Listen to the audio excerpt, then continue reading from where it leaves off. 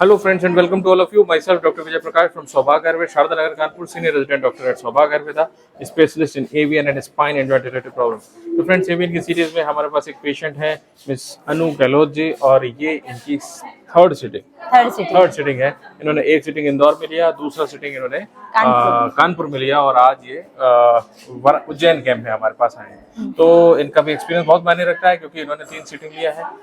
ऐसा नहीं कि 1-2 सिटिंग के बाद एक्सपीरियंस अपना शेयर कर रहे हैं, 3 सिटिंग के बाद एक्सपीरियंस शेयर कर रहे हैं। तो अनु जी बताइए फ्रॉम द बिगिनिंग आपको कैसा लगा और कैसे हुआ एवियन सबको शुरू से?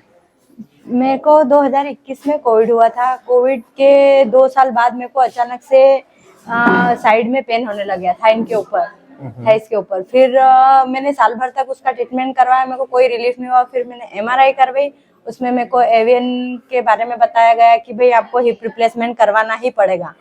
फिर हमको किसी थ्रू सर का पता चला कि सर के आयुर्वेदिक ट्रीटमेंट से भी काफी रिलीफ हो रहा है। आप उधर शायद सर्जरी के लिए तैयार भी हो गए थे? हाँ, हम लोग सर्जरी के लिए तैयार भी हो गए थे, पर फिर बोला कि सर्जरी से इसका परमानेंट सोल्यूशन नहीं है। इसके बाद में भी, सर्जरी के बाद में भी दिक्कत आती रहती है।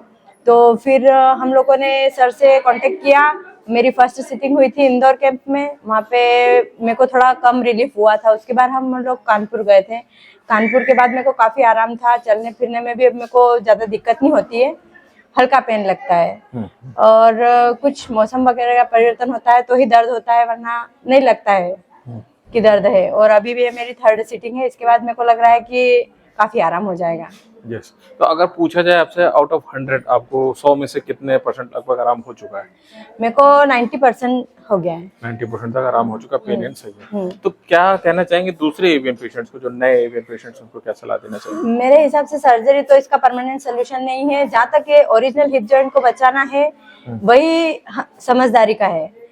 अगर हम ओरिजिनल हिप जॉइंट को बचाते हैं, यही लोगों में समझदारी देखी जाएगी। क्योंकि सर्जरी के बाद में भी आए दिन हम लोगों के सर के पास भी केस आते रहते हैं कि एवियन का जो ट्रीटमेंट हो गया है, जैसे सर्जरी हो गई है, उसके बाद में भी उनको रिलीफ नहीं हो रहा है, प्रॉब्लम लगी रहती है।